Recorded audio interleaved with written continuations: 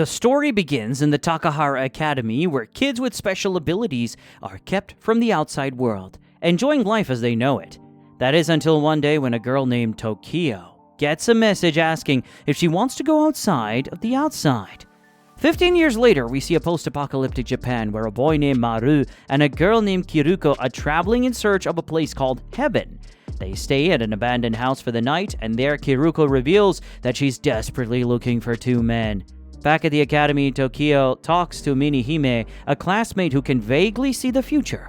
They start wondering what's really on the outside of the walls, and Minihime says that all she can picture is two people coming to save her, and one of them has the same face as Tokio. That night, Tokio is unable to sleep, so she goes outside where she meets the director of the academy and asks if there's an outside beyond the walls. The director admits that there is, but warns her that it's a hell that's full of monsters. In the present, Kiruko and Maru come across an inn and decide to stay there for the night. The owner warns them not to go out at night because there's a monster lurking in the area, but the kids say it must be a man-eater and offer to destroy it. The night, the woman drugs them and intends to face the monster alone. The kids eventually wake up just in time to assist the woman, but discovers that she's actually protecting the monster and calls it her son.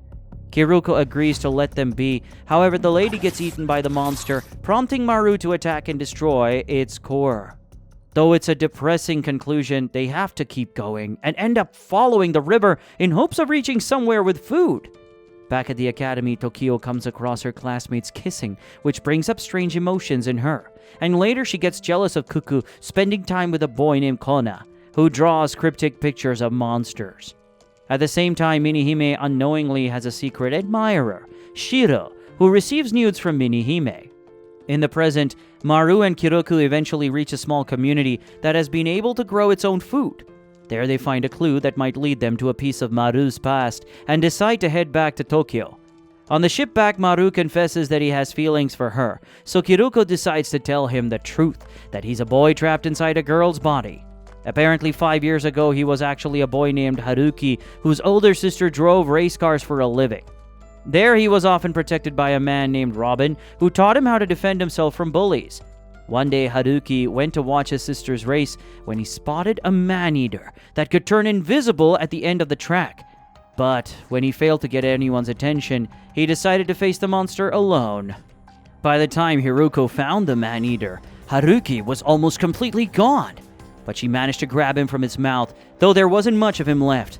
The last thing Haruki remembered was his sister crying over his body, but when he woke up, he found himself in a hospital with the sister's reflection staring back at him. They all thought she was crazy, so her only hope was to find the doctor that did the operation, but he had mysteriously left town. Months later, when she was finally healed, she went back to her old town only to discover that Robin was rumored to be dead and the orphanage had been moved elsewhere. She grabbed the only means of identifying Robin and the mystery doctor, and she spent the next 4 years going from town to town, searching for them till she met Maru. Maru can't fully wrap his head around this crazy reveal, but the two are interrupted when the rest of the crew announce that they've spotted a man-eater crawling all over the ship. Back in the past, a classmate named Kuku asked Tokio to go see some babies with her. Her powers allowed her to crawl up the walls and enter into a vent, while Tokio used a machine to climb up. They eventually get to a room with strange humanoid babies inside pods, but an intruder alert is triggered, causing them to quickly escape while the adults wonder what is going on. In the present, Kiruko comes up with a plan to lure the man-eater inside the ship, so she uses herself as bait, and the man-eater chases them deep into the ship. There they enter a room with boxes of marijuana that help to dry the fish out and stop it from moving so that Maru can use his powers to reach in and eliminate it. When they reach land, the men thank them for saving their lives and point them in the direction of the nearest town. Back at the academy, Shiro sees that the nudes from Minihime have mysteriously disappeared, so he pulls her aside to ask about it, but she has no idea what he's talking about. There, he confesses having the urge to take her to his room, take off her clothes, and lick her, but neither of them knows what to make of it. Tokio goes to visit their sick classmate, Tarao, who tries to kiss her, causing her to run away and cry till Kona finds her. Kona tells her it's natural to fall in love and want to feel each other up. So Tokio confesses that she'd like to do it with him, and he tells her he feels the same way. Later that night, Tokio returns to her room, feeling unusually happy. when she gets an alert that Tarao's condition has worsened and he's requested to see her. There, she holds his hand, but he warns her that she needs to escape the academy because it's dangerous. The next morning, Dr. Sawatari tells the director about Tarao's death, and she seems pretty broken up about it. They tell the kids too, and they hold a little funeral where they drop flowers for him. There, Tokio asks Kona if his former classmate Asura also died from the same disease. But it's a sore spot for him, and he doesn't want to talk about it. Meanwhile, the director laments over losing yet another child, even though Asura took her own life. But she says her death was still their fault. Later, Dr. Sawatari points out that if Tarao developed an illness, even though his body had immunity to everything, that means the rest of the kids could get sick too. In the present, Maru and Kiruko get to the town where they manage to get a map of the area. They also meet with a man from the ship who tells them about the Immortal Order, which has a doctor, possibly the one Kiruko is looking for. With that, they head to the Immortal Order, but on the way they meet a young girl who runs a hotel. She tells them where they can get clean water, but when they check it out, they find 2 injured men along with the monster responsible for the scene. Their initial attempt to take it out doesn't work, and that's when they realize it's actually a bear. Since they're only experienced in fighting man-eaters, they climb to higher ground, but the bear simply waits for them to come down. Kiruko drops the battery to her gun, so she makes a deal with Maru to get it in exchange for letting him touch her chest. Maru takes the deal and gets it, and after a joint effort, they're finally able to defeat the bear. They return to the hotel and Maru insists on Kiruko holding up her end of the deal. But before he can collect, the hotel owner comes in and drags him back to his room. However, instead of leaving, she takes off her clothes and offers to service him for the right amount. But when he touches her, he surprisingly reaches into her core like a man-eater. He calls out for Kiruko, who gets the wrong idea from the lack of clothes and bent-over position. Eventually, they clear up the misunderstanding and the girl says she's just a normal orphan who was raised by vigilantes. So the next day they leave to search for the Immortal Order. Back in the past, Tokio finds herself throwing up and wonders if she's sick with the same thing Tarao had. Meanwhile, Dr. Sawataki rushes to the director for an emergency. Apparently, after cremating Tarao, some strange gooey organism was left behind. At the same time, Tokio visits the clinic where she's told she shows no sign of an illness, but she has to get some rest. When she wakes up, Dr. Sawataki attends to her, but thinks something strange is up with her. In the present, Maru and Kiruko put out an ad for anyone that wants to pay them to eliminate man-eaters, since they have no idea where the order is. However, while they camp out at night, one of the men from the order spots them and reports this to the doctor, who says they should bring them to him. Right after that, Maru and Kiruko are approached by some men and led inside. Kiruko says she's looking for her mystery doctor, but when they're not sure who he is, Kiruko realizes they're not with the Immortal Order and are instead a group called Liviumen, who directly opposes the Order. The leader shows them her leg and explains that instead of curing people's injuries, Dr. Usumi replaced their body parts with machines, which she believes to be the work of the devil. But the real cause of her trauma was looking behind a strange curtain and finding a person that had been cut to pieces and was only kept alive by machines, begging for death. Because of this, the Liviumen group plans to disband the Immortal Order and needs Maru and Kiruko to help kill the man-eaters being kept in the basement of their building. The next morning, the Liviumen group gathers outside the Immortal Order's hideout and begins a protest that distracts the guards so that Maru and Kiruko can sneak into the basement. There they find what seems to be a dormant man-eater. Suddenly its face begins to glow, which signals dozens of little man-eaters to appear through the walls and hold them down. Kiruko tries to call Maru for help, but he's already being taken down by the creepers, so the man-eaters eat away at her till she begins to pass out. However, she opens her eyes to find Maru kissing her, which jerks her out of her hallucination. Maru takes care of the man-eaters, then tries to kiss her again, which only gets him slapped. Suddenly a man comes out, and when he sees that the man-eater is really dead, he asks for their help with someone else. Outside, the protesters become more restless, as one of them throws a stone at the guard, who returns the favor and accidentally takes out the leader, causing the group to retreat. When the leader is declared dead, they decide to go full-on invasion and avenge her loss. Inside the building, the man, who turns out to be Dr. Usumi, takes them to see the patient behind the curtain. There he explains that man-eaters are actually humans who died from a disease that turns them into monsters. After this patient developed that disease, he did all he could to prolong her life by cutting off the infected parts, but now her body is at its limit. Maru confirms that he can do the job, but wants to be sure what she wants. So she tells them that she wants to see the sky one last time.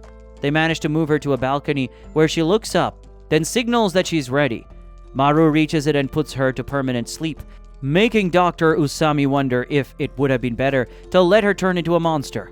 However, Kiruko hands him her last words, which thank him for letting her die human, and tells him she loves him, cueing the waterworks.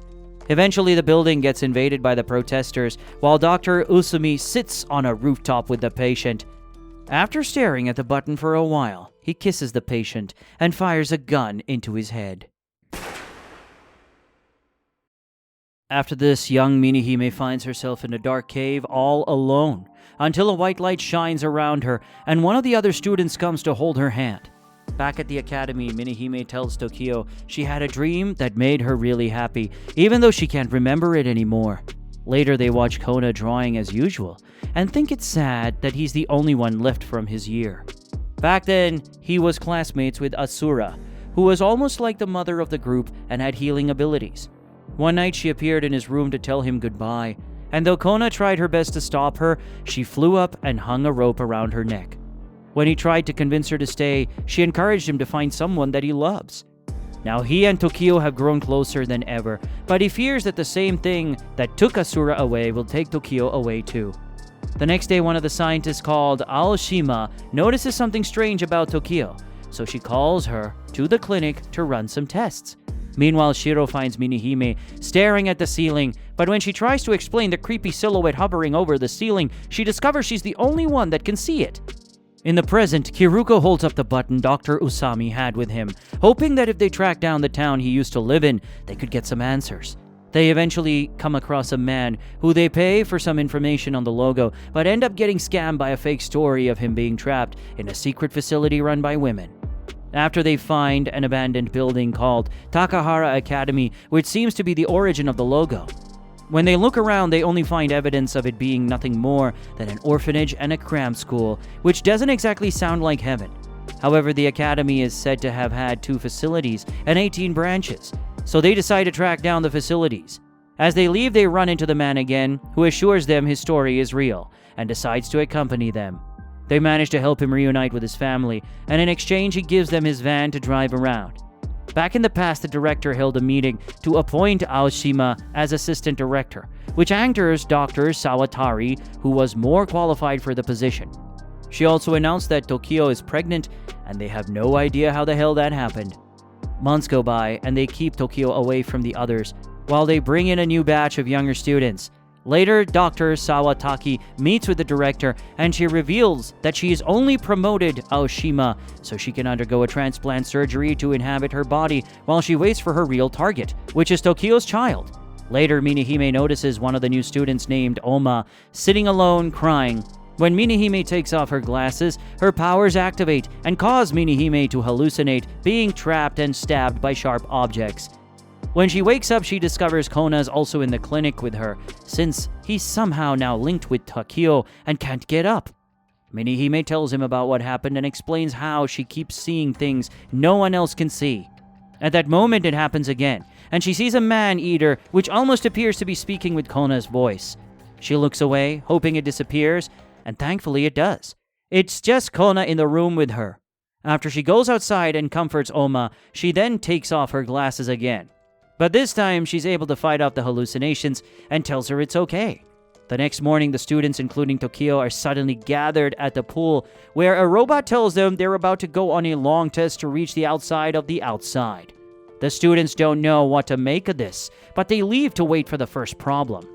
Meanwhile, Dr. Sawataki hatches a plan with Aoshima and manages to clone Tokio's baby. The next morning, while the kids have breakfast, all the new kids look up at the ceiling and start chanting, "Danger! Danger!" while all the systems in the school mysteriously shut down. Suddenly, something comes crashing through the ceiling. Back in the present, Maru and Kiruko finally reach a town where someone recognizes Robin's photo and is able to schedule a meeting with him at a large filtration plant, which also happens to be one of the Takahara facilities. So they rent a place to stay, but Kiruko says she'd prefer to go alone and tells Maru to wait for her. At the time of the appointment, she heads to the facility and sees Robin outside. But when she calls out to him, he looks like he's seen a ghost. Back at the academy, all hell breaks loose as the director has to get out of her wheelchair and run for her life, while Dr. Sawataki panics over not knowing which baby is real and which is the clone. The rest of the students gather together and plan to head to a pool for safety, but Minahime and some others say they'd like to check out what's beyond the wall. They finally make it outside of the outside, and Minahime is surprised to see how high the sky is, but calls it beautiful. In the present, Kiruko tells Robin the crazy story of him being trapped in his sister's body, and he confirms that it's definitely something the Dr. Sakura can do. Robin shows him around the facility, then shows him to a room where he can take a hot bath, but by the time Kiruko's done, she can't find her clothes. She calls out for Robin, who grabs her and ties her up. Robin forces her to watch, as he does as he pleases with his sister's body, knowing there's nothing he can do to stop it. 2 nights go by, and Maru starts to wonder why Kiruko would just leave him like that, so he goes to see for himself. When he reaches the guard post, he asks about Kiruko, and the guys laugh about how she and Robin have really been going at it. Maru snaps and beats the guys up along with anyone he finds on the way till he gets to the room where Kiruko had been tied up. Just then, Robin waltzes down the hallway till he makes contact with Maru and knows he's in deep shit. He tries to run for help, but there's nowhere left to run. So Maru grabs him and beats the evil right out of him. But Kiruko stops him from ending his life, which angers him. Back in the past, the kids think heading into the forest must be part of the test. But halfway through, they split up so Minahime and Shiro can tell the others what's out there. Back in the facility, Dr. Sawatari hides his mistake and hands one of the babies to Aoshima, while they plan to give the other back to Tokio. Afterward, they tell Tokio she and Kona had a son and hand him to her. But the director comes in, demanding for the baby. She orders the robot to grab the kid from her, so Tokio's power activates and covers her body with red vines. So the director tries to grab the kid in time, but gets stuck in the process. Meanwhile, Minahime and Shiro realize they're lost, so Minahime tries to get a better view from a cliff, but falls due to some loose ground. Shiro jumps with her and breaks her fall, causing her to ask why he'd do that. Shiro finally confesses how much he loves her, and in return, Minahime rips off one of her buttons and hands it to him. In the present, Kiruko sits by a river, confused that everything she knows is a lie. At that moment, Maru confesses his love once again, saying it's the current version of her that he's in love with. Though Kiruko doesn't address his feelings, she rips up the pictures, and they head back to the van to continue their mission to find heaven. Can you guess which kid turned into which man-eater? Leave your best guesses in the comments below, and we'll see you in the next video.